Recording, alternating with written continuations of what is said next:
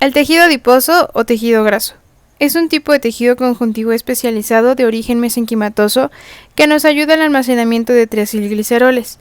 Está conformado por la acumulación de lípidos en su citoplasma denominados adipocitos. Los adipocitos derivan de los fibroblastos. Su principal misión va a ser la reserva energética del cuerpo. Van a estar constituidos por lípidos que nos van a formar el tejido adiposo. Van a almacenar lípidos en forma de triacilgliceroles y colesterol que van a actuar como reserva energética para el cuerpo. Los adipocitos van a tener dos características. La primera, cuando la ingesta energética es igual al gasto, no existe una expansión del adipocito. Y la segunda, cuando la ingesta energética es mayor al gasto, vamos a tener que se van a comenzar a almacenar los lipocitos y esto nos da los acúmulos de grasa. Regulación del tejido adiposo. La cantidad de tejido adiposo y su distribución anatómica están reguladas en forma muy compleja. Por ejemplo, el volumen de un adipocito puede modificarse por el factor 1000. Esto significa que es probable que el aumento y disminución de volumen del tejido adiposo no proliferen, sino que solo su contenido de triacilgliceroles aumenten o disminuyan, como en ciertos casos que sea repentinamente. En el caso de la obesidad de gran magnitud, la cantidad de adipocitos aumenta el fenómeno en el que cumplen un papel sobre todo la hormona de crecimiento y el factor de crecimiento símil insulina 1. Hay numerosos factores endocrinos y nerviosos que ejercen un efecto sobre los adipocitos, así estos secretando factores reguladores como la adiponectina. Esta aumenta la sensibilidad a la insulina e intensifica la oxidación de los lípidos. La resistina induce la resistencia a la insulina regulando los efectos mitogénicos y metabólicos de la insulina. Las citocinas, como el factor de necrosis tumoral y la interleucina 6, influyen en células del sistema inmunitario. El glucagón, cortisol y la adrenalina favorecen la degradación de los lípidos. Todos estos factores intervienen en la regulación del peso corporal y contando también los factores genéticos y culturales. Y por último, la leptina, que este es un regulador muy importante, siendo los adipocitos los que la sintetizan. Esta, a través del hipotálamo, ejerce el efecto del apetito, termogénesis y sus funciones neuroendocrinas, promoviendo la ingesta de alimentos por hambre o inhibiendo los alimentos en abundancia. En cuanto más grandes los adipocitos, más leptina sintetizan, conduciendo así una reducción de la ingesta de alimentos. La adipogénesis se produce a partir de células madre mesenquimatosas, tipo fibroblasto. Durante el desarrollo embrionario, algunas de estas células embrionarias multipotentes van a dar origen a las precursoras de los adipocitos y que son denominadas adipoblastos.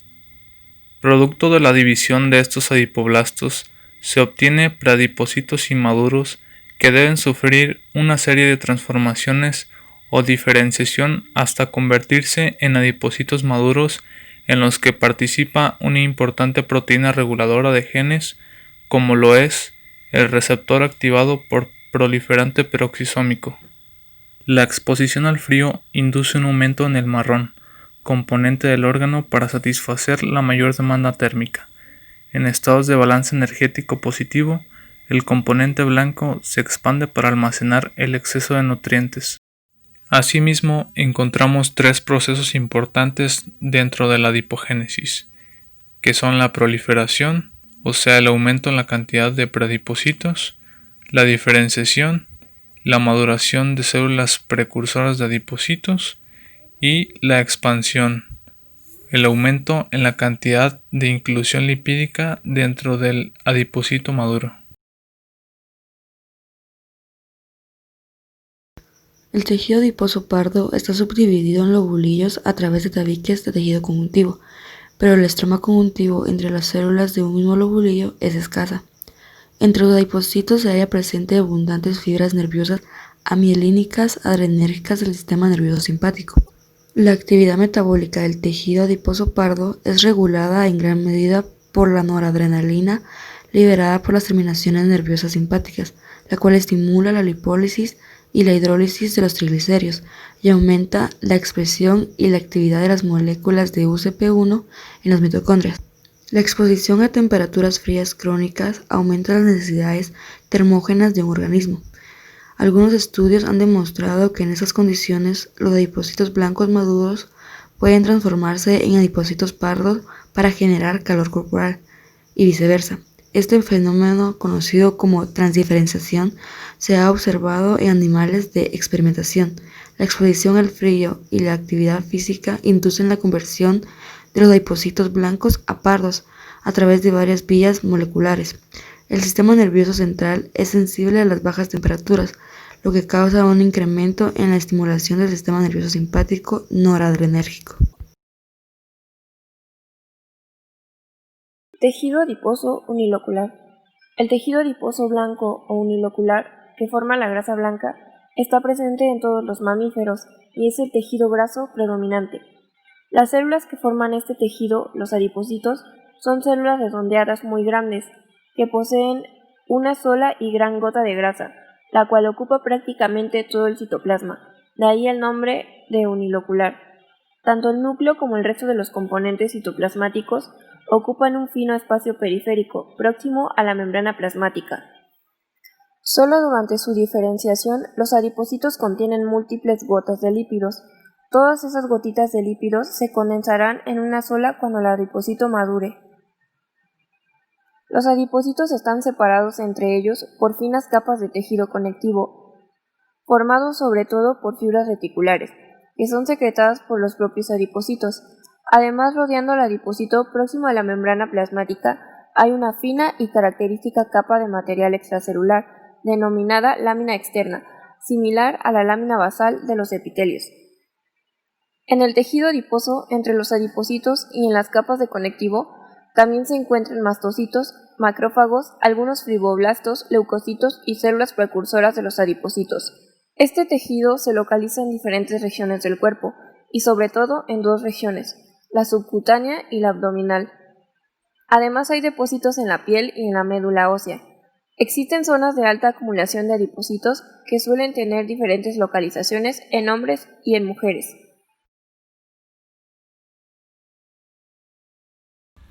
Ahora vamos a la observación de un caso clínico. En esta ocasión vamos a analizar el liposoma retroperitoneal en un lactante. Como introducción tenemos que el liposoma es una neoplasia benigna del tejido adiposo, de presentación infrecuente y casi exclusiva en niños menores de 3 años. Usualmente presenta las extremidades como una masa indolora de crecimiento progresivo, estableciéndose su diagnóstico definitivo mediante análisis histológico y citogenético. Pasemos al caso clínico. Lactante de 16 meses de vida de sexo femenino sin antecedentes mórbidos perinatales, que consulta por un cuadro de 6 meses de evolución caracterizado por aumento de volumen abdominal progresivo, indoloro asociado a una reducción paulatina de volumen de alimento tolerado, en ocasiones acompañado de arcadas reiteradas no emetizantes, sin alteraciones en deposiciones ni orina. Los padres se habían consultado previamente en atención primaria, donde se interpretó como infección gastrointestinal. A la inspección física se apreciaba una notable distensión abdominal simétrica, en cuya palpación destacaba una masa de consistencia blanda pero firme, depresible, de límites difíciles de definir, con mátides a la percusión y atenuación de ruidos hidroaéreos, siendo el resto del examen físico normal. La ecografía abdominal evidenció una imagen sólida, de aproximadamente 15 centímetros de diámetro, ecogénica, levemente heterogénea y de bordes mal definidos que ocupaba gran parte del abdomen, como se muestra en la siguiente imagen. El estudio se complementó con una tomografía computarizada de abdomen y pelvis que evidenció una formación intraabdominal de baja densidad, con aspecto lipoideo que abarcaba casi la totalidad de la cavidad intraabdominal, con un desplazamiento de órganos pero sin compromiso de grandes vasos. Se planificó la resolución quirúrgica mediante la parotomía media infraumbilical, evidenciándose a nivel pélvico un tumor retroperitoneal bien delimitado, de 18 centímetros de diámetro que rechazaba el uréter izquierdo, el anexo izquierdo y el colon sigmoides, sin infiltración de dichas estructuras como se muestra en la siguiente imagen. Se realizó exaresis completa del tumor con preservación de las estructuras mencionadas.